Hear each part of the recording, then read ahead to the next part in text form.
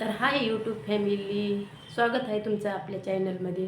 तर आजचा व्हिडिओ खास करून त्या ताईसाठी आहे जे भावाच्या जमिनीमध्ये हिस्सा मागण्यासाठी पार कोर्टापर्यंत जात आहेत. तशा बहिणीसाठी हा व्हिडिओ आहे. माझं चुकलं तर मी तुम्हाला आताच माफी मागते, पण मी जे आहे ते खरं सांगते. कारण की आजकाल एकच चाललेलं आहे की प्रत्येक बहिणी भावाच्या शेतामध्ये हिस्सा घेत आहेत. असं जर तुम्ही प्रत्येक बहिणीनं भावाच्या शेतामध्ये जर हिस्सा घेतला तर माहेर हा शब्द कुठंतरी बंद होईल आणि भावकी जसं म्हणतो आपण तसं बहिणी पण भावकी होऊन बसतील. एवढं मात्र नक्की खरं आहे. कारण कसं आहे, एकदम प्रेमानं आई-वडिलानं एका मुलीला प्रेमानं वाढवलेलं असते आणि तिच्यासाठी आई-वडील खूप कष्ट करतात. कारण त्यांच्या डोळ्यामध्ये एकच अपेक्षा असते की आपल्या मुलीला कुठला तरी चांगलं घर बघायचं आणि तिच्यासाठी जमापुंजी त्यांनी जमा करून ठेवतात. जे काही पैसा, सोनं हे जमा करून ठेवतात आणि मुलगी आणि मुलगा ह्याच्यामध्ये जास्त करून ते मुलीची काळजी करतात. कारण का की ही आपल्या घरी राहणारी 4 दिवसाचीच माझी परी आहे आणि मुलगा काय हमेशा माझ्याजवळच राहतो, असं आईवडिलाचं म्हणणं असते. आणि तीच मुलगी जर लग्न करून माहेरी येऊन भावाच्या शेतामध्ये हिस्सा करत असेल तर बघा, तर असं कधी बी होऊ नये की आपण आपल्या भावावर एवढा पण आपण अन्याय करू नये. हा चुकत असेल आपला भाऊ, कधीतरी आपल्याला न्यायला येणार नाही, कधी फोन लावणं होत नाही. आपण पण बघा ना, एखाद्या वेळेस आपण कोण्या मैत्रिणीला म्हणतो मी तुला कॉल करते, पण एवढं कामामध्ये रमून जातो की आपल्या लेकराची शाळा, ट्युशन, घर संसार याच्यामध्ये आपण कुठंतरी खूप फार रमून गेलेले असतो की आपल्याला टाईम पण भेटत नाही. आणि कधीतरी भावानं फोन केला तर ताई तू फोन करत नाहीस म्हटलं तर हा रे दादा मला आज कामं खूप आहेत, लेकरांना शाळेत सोडावं लागते, असं तसं आपण बोलतो आणि वर्ष आपला कुठंतरी फोन थांबते. तर आता हे फोन आताच आलेत, पहिलं नव्हते, आताच आलेले आहेत. म्हणून आपल्याला वाटते की आपला भाऊ आपल्याला फोन लावत नाही. फोन लावत नाही याचा अर्थ त्याच्या मनामधलं आपल्याबद्दल जे काळजी, प्रेम आहे ते बंद कुठंच होत नाही. तुम्ही कुठल्या बी मुसीबतमध्ये राहा, सर्वात आधी फोन करा आणि सर्वात आधी तुमचा भाऊच येणार आहे तुमच्या हाकेला धावून. आता तुम्ही म्हणशाल की ताई तू लय शहाणपणा करतेस, कारण तुझा भाऊ तुला विचारत असेल, तुझा भाऊ तुला घेऊन जात असेल, तू माहेरी जात असशील. तर तुमच्यासाठी मी सांगते की माझी आई मी 3 ते 4 वर्षाची असताना वारलेली आहे. तेव्हापासून आम्ही बहीण भाऊ एकत्र राहिलेलो आहोत. त्याच्यानंतर माझं लग्न झालं. लग्न झाल्याच्यानंतर एक 2-3 वर्ष माझे भाऊ येणं जाणं केले. त्याच्यानंतर त्यांचे पण लग्न झाले. त्यांचे लग्न झाल्यावर ते एवढे संसारामध्ये अ, रमून गेले की ते आपली बहीण आहे असं त्यांना वाटत असेल, पण त्यांनी माहेरी वगैरे कधी सणावाराला मला घेऊन गेले नाही. याचा अर्थ असा नाही की माझा भाऊ मला विसरून गेला आहे. माझ्या भावाच्या मनामध्ये जे पहिलं माझ्यासाठी प्रेम होतं तेच प्रेम आता पण आहे. पण कुठंतरी त्यानं संसारामध्ये त्याच्या बायकोच्या जिम्मेदारीत असेच माझ्या वडिलाच्या जिम्मेदारीत, बायकोच्या जिम्मेदारीत, त्याच्या लेकराच्या जिम्मेदारीमध्ये तो कुठंतरी बहिणीला थोडंसं विसरून गेला आहे की आपली बहीण संसारामध्ये मस्त आहे. एवढंच की त्याला कधी फोन करते तर कशी आहेस ताई म्हणलं तर मी चांगली आहे असं बोलते. त्याच्यामुळं तो चांगलं त्याला पण खुश वाटते. मग असं झाल्यास याचा अर्थ आपण की बाबा तो मला विसरून गेला आहे. आता त्याच्या जीवनामध्ये तो खूप श्रीमंत होत आहे आणि ते तर जमीन माझ्या बाबाचीच आहे. मग त्याच्यामध्ये तर माझा हक्क आहे. कुठून तुमच्या मनात यायला आहे असला विचार? अरे काही झालं तर तुम्ही भावाला बोलवा, दादा तू ये रे, किती दिवस झाला आला नाहीस. नाही तर तुम्ही त्याच्या घरी जा. त्याला तुम्ही त्याच्या घरी गेल्यावर तुमची भावजही तोंड वंगळ करल, काही करल.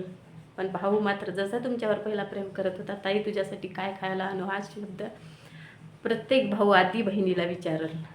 अरे तुम्ही त्याच्या शेतामध्ये हिस्सा करायला निघताय आणि त्याला एवढं तकलीफमध्ये टाकताय की असं.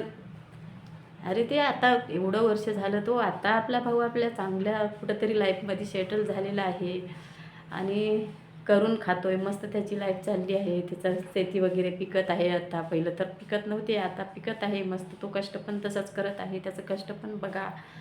आणि तो आपल्या आईवडिलाला पण पोसत आहे, त्याचं पण बघा. आणि राहिला की तुम्हाला पण त्याच्या मनामध्ये तुमच्यासाठी पण प्रेम आहे, पण त्याला न्यायला आपल्याला घरी टाईम नाही. कारण त्याच्या लेकराबाळाला त्यांना आपल्या अगोदर बघायचं आहे, जसे की आपण बघतो आपल्या लेकरांना. आणि त्याच्यामध्येच त्याचं ट्युशन, शाळा सगळं खर्च आहे. त्याच्यामध्ये दवाखान्याचा पण खर्च येते, त्याच्या बायकोचा पण खर्च येते, डिलिव्हरीचा खर्च येते. इथं कुठंतरी आपला भाऊ आपल्याला थोडंसं म्हणजे विसरला नाही, पण थोडंसं त्याचं लक्ष घरामध्ये जास्त गेलेलं आहे. मग असं केलं तर प्लीज तुम्हाला ताई हात जोडून विनंती आहे की तुम्ही भावाच्या शेतात हिस्सा करू नका. असंच मी तुम्हाला कशामुळं बोलते की असंच माझ्या भावाच्या मनात काय आलं तर काय माहीत की त्याचा मला फोन आला आणि त्याचा फोन मला नेहमीच येते, पण आज पण आला आणि तो बोलला मला की असं बोलता बोलताच विषय निघाला, ताई तुला माझ्या शेतात हिस्सा पाहिजे का? तर मी थोड्या वेळासाठी शांतच बसली. हा असा का बोलत असेल मला वाटलं आणि मी म्हटलं, दादा तू असं का बोलतेस? तर तो म्हटला, ताई आपल्या गावामध्ये बऱ्याचशा मुलीने शेतामध्ये हिस्सा केलेला आहे म्हणून तुला सहज विचारलो. अरे वेड्या तू असं का बोलतेस मला? मी त्याला एक प्रश्न विचारला की समज मला जर काही झालं, मी हॉस्पिटलमध्ये ॲडमिट असेल आणि तुला फोन आला, दुसरंच कोणीतरी फोन केला की तुझी ताई खूप बिमार आहे आणि हॉस्पिटलमध्ये आहे, त्यावेळेस तू तुझ्या बायकोचा लेकराचा विचार करशील का? त्यांना विचारशील का की मी माझ्या बहिणीला बघायला जायचं आहे मला, मी किती दिवसाला जाऊ? तुमचं शाळेचं ॲडजस्ट कसं होईल? मी जाईल माझ्या ताईला जाऊ का? पुढच्या हप्त्यात जाऊ असा तू विचार करशील का? ते मला येडी आहेस का तू? तू तर माझ्या काळजाचा तुकडा आहेस, तू माझा जीव आहेस आणि मी तुला संकटात टाकल्यावर बायकोचा आणि लेकराचा विचार करेल आणि त्यांना विचारेल का की मी माझ्या बहिणीला बघायला जाऊ का? मी म्हणलो मग तुला इथंच तुझ्या प्रश्नाचं उत्तर तर मिळाले ना दादा.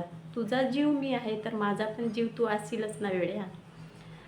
तर मग माझ्या भावाच्या पण डोळ्यात पाणी आलं आणि तो म्हणला, ताई की मी तुला खूप वर्षापासून मी माहेरी नेलं नाही, कधी सणाला नाही, दिवाळीला नाही, राखीला नाही, कसल्याच सणाला घेऊन गेलो नाही ना, तुला साडी नाही, काहीच नाही. मी म्हणलो, अरे साडी नसेल तर काय झालं, तू मला फोन करतोस, मी तुला फोन करते, तू माझा भाऊ आहेस, मी तुझी बहीण आहे, याच्यामध्ये अजून काय पाहिजे आपल्याला? तू कुठं जर तुला आठवण आली लगेच तर तू मला कॉल करतोस आणि तुझे लेकरं कधी कॉल केल्यावर जे मला आत्या म्हणून बोलतात त्या शब्दामध्ये एवढं प्रेम आहे की बस.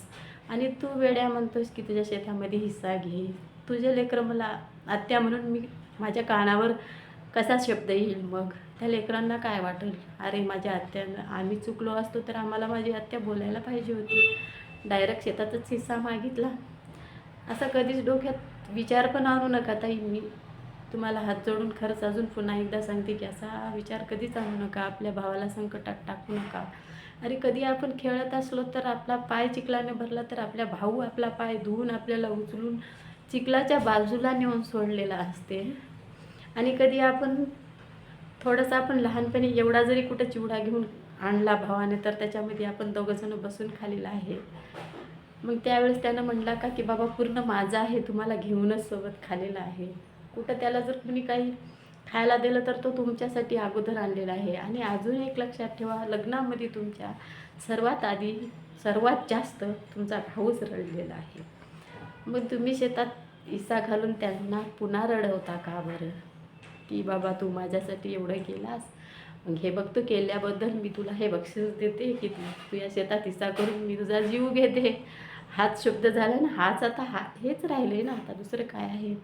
आणि असं होते पण, कारण एखाद्या भावाच्या समजा आता कसं आहे, एखाद्या भावाच्यावर कर्ज पण जास्त असते, त्याच्यामध्ये जर बहिणीने हिस्सा घेतला तर तो भाऊ टेन्शनमध्ये येते. मग ते आता हे अटॅक वगैरे काही काही आले ते तसल्या त्याच्यामुळे येत असतात. त्याच्यासाठी तुम्हाला सांगणं आहे, जे आपल्या नशिबात आहे, आपल्याला जे आईवडिलांनी घर दिलेलं आहे, कदाचित कुठं श्रीमंत असो की गरीब असो, तुम्ही कष्ट करा, कष्टाला कुठंच लाज नाही. कष्ट करा, व्यवस्थित राहा, दुसऱ्याच्या प्रॉपर्टीवर कधीच लक्ष ठेवू नका आणि खास करून तर आपल्या भावाच्या तर लक्षच ठेवू नका, कारण त्याच्यामुळं आपल्याला इज्जत कुठंच मिळणार नाही. कोणी पण म्हणतील, अरे आलीच का बाई शेत पेरायला आणि इथंच राहणार आहेस का? मग हा शब्द तुम्हाला पहिलं बोलला जाईल. त्याच्यासाठी इज्जतीनं तुम्ही 10 वर्षाला माहेरी जा, पण इज्जतीनंच जा. त्यांच्या लेकराच्या लग्नात सगळ्यात आधी मान तर तुम्हालाच द्यावा लागेल त्यांना, हे तर कुठंच चुकलेला नाही. जर त्याच्या शेतात हिस्सा केला तर तुम्हाला त्यांच्या लेकराच्या लग्नात मानच भेटणार नाही ना कुठलाच. तर मला फक्त एवढंच सांगायचं होतं की ताईंनो, आजकाल जास्त ऐकण्यात येत आहे की भावाच्या शेतामध्ये बहिणीने हिस्सा केला, तर असं करू नका. काही चुकलं असेल तर माफ करा.